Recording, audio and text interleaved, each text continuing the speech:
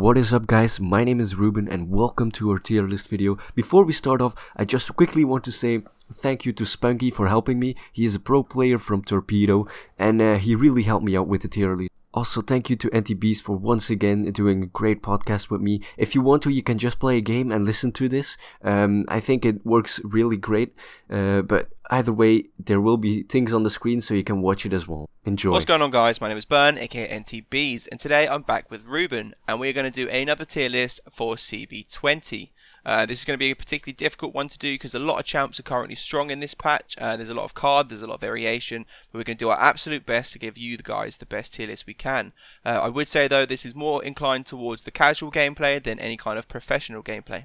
Yeah, this is more like pub gameplay, not really professional, or beginners also shouldn't take this like, oh, they put this on the S plus tier list, so I'm gonna play him and he should be OP. You do need the cards or a build for them. So let's start right off, and in this patch we need an S plus tier, because there's just so many strong people right now, just with the damage stacking in this patch. So let's get to it, and in the S plus tier we have Sky. I don't know if you've encountered a lot of Skies, because you haven't played like yesterday too often, but yesterday... No, I've been fortunate. I've been on the Ark, so I've actually missed the Skies. Yeah, from yesterday. A lot of people yesterday encountered or like noticed, oh, Sky has Contagion, this stupid card, legendary, which lets the dots last 80% longer, which is just, yeah. I actually laughed. It's Ruben pointed this card out to me, and I actually laughed when I seen it. This is so ridiculous to have 80% increased time on a dot. That is so silly. I mean, again, we do not want to hate on hi-rez. We really love Paladins, and we want to give constructive feedback to them. We only want to make this game better, and I think we can do that through feedback. Example in State of the Game. I'll put an annotation of it up here, and... You know, Sky is right now Contagion, and also with the sound effects when you get hit, it's just really annoying, man. And when she hits you a few times, even if she's dead, you still know you're dead. I mean, you're like running away or something, and you need a health drop, but there's not always a health drop around.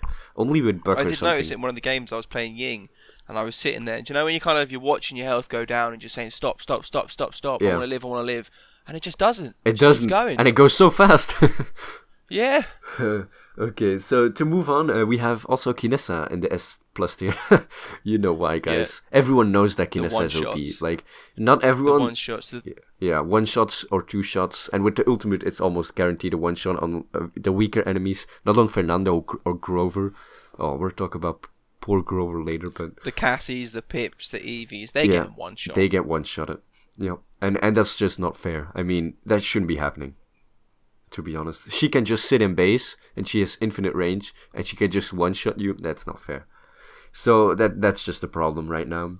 And also with her kit, she has her teleport ability is really good. It's changed in the right direction, but right now it's OP because she's just so strong. She can just teleport, like throw it out, instant teleport there, scope in and kill you, and that's not really fair. I don't think we need to go far back with her though. I don't think she needs to be scaled back a lot. Yeah. I'd definitely say she's in a more of a right place now than she was last patch. Even though she's slightly OP now, she's definitely in more of a right position. Indeed, I agree. Last patch. Yeah. Well, last patch she was actually pretty fine. Just her teleporter was pretty useless because it took like an age. Absolutely. It was so irritating as well. Yeah. Then we have Buck. Buck is the last one in the S plus tier. Just buck his damage. He can do 1.2k with a leap. I mean, if you leap and then leap again on them, it's just insane. And I actually got a bit of practice playing Buck, and you start off and it's hard to hit them leaps on top of people. But once you've learnt his range, it's actually not that difficult to land on top of someone with that ability. And also, you still have place in your deck for recovery, for damage, for all these really good cards that make him great once again. He would be, like, if he didn't have his leap like that, he would be, I mean, probably A-list. But right now, or he would be balanced at least, Buck. Buck wouldn't be so OP, but right now his leap, which is interesting, I think. It's like not these basic stats, like health regen or damage that's OP, but it's something else. And That's quite interesting, I think. It's fun though. It's a fun aspect because I think it requires a much higher skill count. Yeah, it does. To be jumping on people than it does to just be healing and shooting. So then we have the S tier, and the first one in the S tier is our new champion, Ying. She's great. Ying, she is. She's a lot of fun as well. I've been having some interesting games with her. But she's again one of these ones where she's going to take a lot of time to fully understand the mechanics to use correctly in game. Her teleports work a little odd. Oh yeah, I would say. Yeah.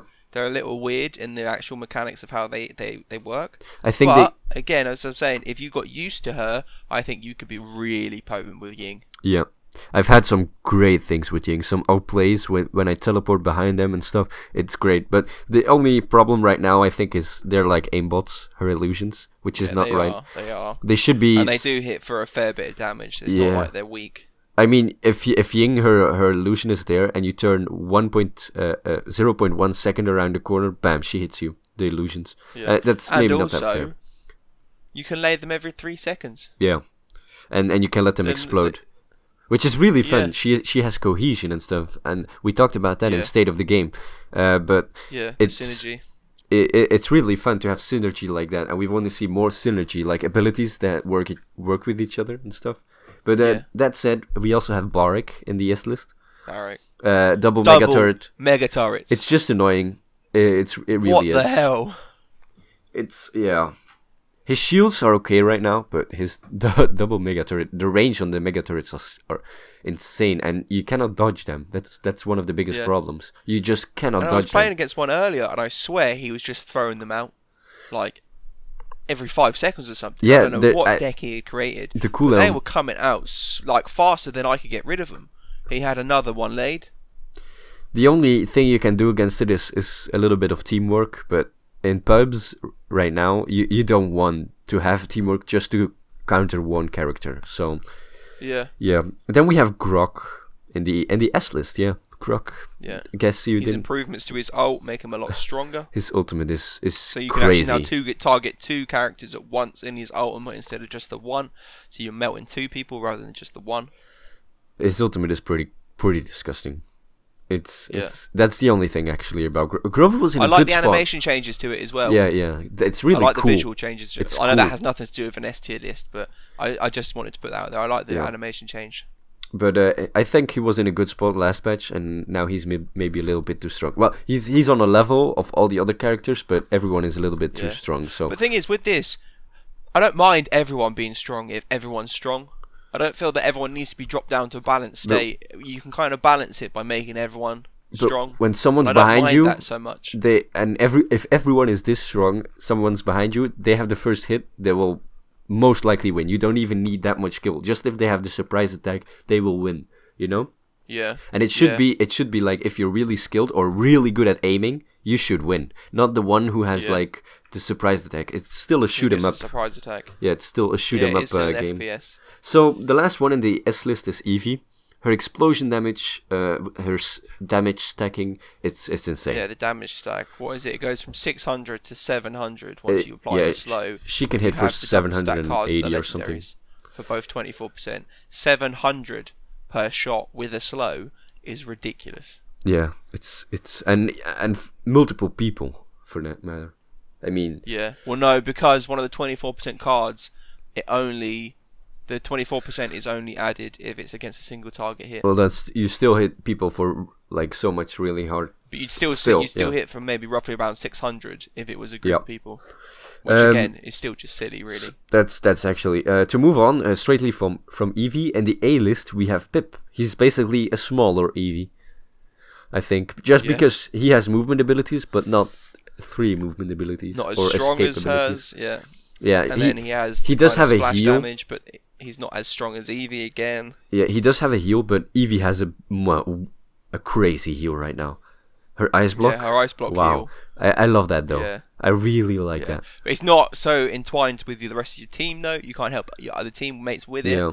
But do you need to? If you're going to be the carry. If you're going to be the ADC, if you will, of the group, doing the damage. Yeah. Do you need to be helping the team with heals? Is that your responsibility? Well, but I say no. Right be now honest. we see teams with Sky, Kinessa, and Eevee. So I mean, you see teams that are full damage and they still can win. So the utility of the tanks is a little bit gone because they just melt so fast. But to move on, another one in the A list is Cassie. Cassie is just overall Cassie's always in a good spot. Yeah, but she's always never like amazing. She's not a high skill cap character, but when played correctly, she's devastating. When played not correctly, she's still just good. I don't actually have anything to add to that, so let's move on to Rukus, also in the A list. Rukus is right now really good. Have you seen his accuracy with his double fire that he can have? I know, you can actually get it in a single spot. It's pretty fire it's pretty 100% insane. accurately on one spot, which is madness. And then if you add into that your ability to hover and dual fire, and then you add in proximity, he can get so close to you so quick with so much damage. Wow. You get the utility at the moment, isn't he? You get the utility from flying and shooting with the common card already. So I think he's a very good example of how the cards can add some fun utility to a character, because you can really change his playstyle 100%. That is so based true. upon the cards that you use with him. Indeed. So that's all for the A list right now. Now we have the B list balanced here, and the first one is Fernando. Surprise, surprise. Yeah. He's gone from the S list. No, he's actually dropped down a lot. I think one of the reasons I would say that he's dropped down a lot is because in Capture and Siege, the changes they've made to the Siege engine, the Siege engine now, if you don't know, now does 2.5 times more damage to shields. Two shots and your shield is the down. big point of Fernando last patch was his OP shields, being able to stop the Siege from destroying gates. That's kind of now gone. You can only take a few shots before your shield is gone. But also, Fernando could melt people. He could chase them and just kill them. Yeah. And right now... they've reduced his distance on his shots. His fire doesn't reach as far anymore. So there's been quite a few little changes to him that's dropped him down quite hard. Which is... I like Fernando in the balance tier if everyone else was in the balance tier. But yeah, that's never possible. I would still say, though, even though he's in B, I would still say he's a massive dynamic that you would need in your team. Yeah. Because even though he's a lot weaker, not have that shield for capturing points will always still put you at a disadvantage. But right now, Barik is just a flat-out better choice. Oh yeah. If you want a shield or just presence on the Capture and Siege, if you can just put two mega turrets on the base, two mega turrets and your barricade and your ult, you've got enough shields, you've got enough damage, you've got everything you need really. And if you have a Kinessa to back you up or something, I mean, you're guaranteed. So then we have Androxus also balanced right now. He can be really strong and he's fun again. I mean, I've not actually been able to play Androxus at the moment because I've been playing with Ruben, who has been stealing my Androxus from me. No, I'm kidding. But he's had a lot of gameplay on Androxus, so I'll let you take the lead on this one. His accuracy, he feels like he can hit shots again, and it's really easy right now. Also, his right click has been improved a lot, and you can also damage stack with Androxus, but it's not that high like with Eevee or something, or it's just hard to hit headshots with Androxus because you can only damage especially stack when you're using the right click. Because obviously it's just it's RNG as to where the shots are actually going to go. Yeah, because also if you want to hit, you have requirements for the damage increase. You need to hit someone in the head. You need to be in the air before you damage someone. Like with Eevee, it's just something really simple. You just have to apply a slow, which you're doing already with your shots. So it's not like it's something you have to consciously be aware of. Indeed. And to close it off, we have poor Grover in the Grover tier. Poor Grover. Still. Well, I have nothing to say. The once menacing assassin tank has fallen. Fallen from grace, unfortunately. The threat of the game once you saw Grover, you were shitting your pants. Is now dead. Gone. Yeah, you were gone. Even if you glanced at him, you already lost 1k health. But now, now you gain health. Yeah. You just don't want to pick Grover right now. Just if you can pick someone from the S plus tier instead of Grover, or in the S tier, then you're way up. And I think it is because the damage is so high right now that his opportunity to get close to people Just Kinessa sniping him You've off. lost so much health by the time you even get close to someone that then the 1v1 starts and you're still in a bad stead because they might have an escape and then more damage and slows, and it's too hard to be a melee character, I think, at this point in time. So that was our tier list, guys. Of course, not everyone will agree with our tier list. If you do not agree, please put it in the comments who you would place where. And yeah, if you enjoyed this video and you want to see more, or you have some feedback, please say it to us in the comments. Yeah, and don't forget to check out our State of the Game video as well, which will be over on my channel. Yeah, check out both our channels. We are doing some consistent Paladins content on our channels. And yeah, just see you guys next time. Long and only show one funny or cool moment, maybe even guides. I have done one of each already once at least, and I can't really tell which one is better, so I want your feedback. Maybe you have another suggestion for videos. Please leave it in the comments. As a starting